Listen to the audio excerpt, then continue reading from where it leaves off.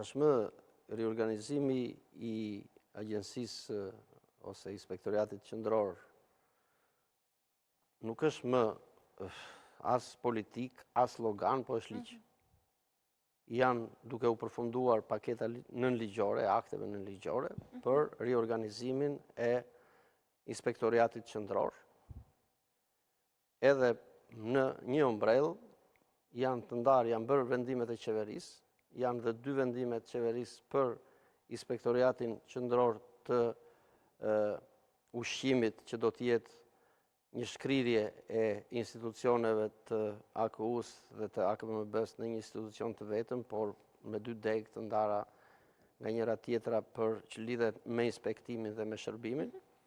Është vendosur ajo që thot profesori se si do të jetë sistemi karrierës për profesionistët të cilët do të jenë në inspektim dhe sipas sektorëve të veçantë të cilët përbëjnë atë që quhet profesionalizëm në inspektim dhe një ndarje të kompetencave midis atyre që inspektojnë dhe atyre që kryejnë shërbimin. Do të ketë monitorim për këta? Patjetër që do të ketë monitorim. Do ma tregosh pak edhe se si do funksionojë? Është ambrella kryesore që është inspektoriati i përgjithshëm i cili do të kontrollojë të gjithë sistemin e inspektimeve që do të kryen në Republikën e Shqipërisë.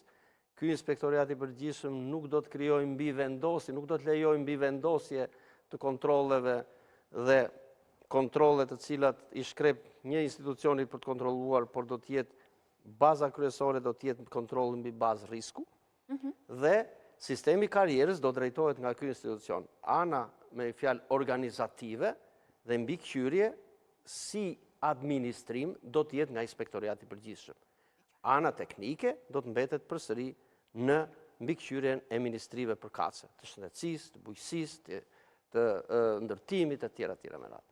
Por kjo është një reformë e cila është dizenjuar siç duam ne që të shkojnë në Bashkimin Evropian, e cila do të pasohet edhe me ligjin për kontrollet zyrtare, që është një ligj fiks siç e ka sot Bashkimi Evropian, rregullorjen 2017-625 të vitit 2017, dhe ligji tek tashmë për kontrollet zyrtare nga ana e ministrisë është përfunduar, është dërguar në Komisionin Evropian për të marrë opinionin e tyre dhe vërejtjet, dhe me përfundimin dhe të këtij ligji, ne kemi përfunduar njëkohësisht edhe reformën e cila mund të zgjasë punë 2-3 muajsh, e cila përsëri është e vonuar, sepse duhet ishte riorganizuar më shpejt, dhe me këtë rast merr fund kontrolli i gjithë zinxhirit dhe mbyllen edhe kapacitetet dhe burimet njerëzore të cilat ne, aja që vuajmë sot, është ajo që tha profesori. Nga aprofesionalizmi. Aprofesionalizmi në institucionet e kontrollit nuk duhet të ekzistojë më.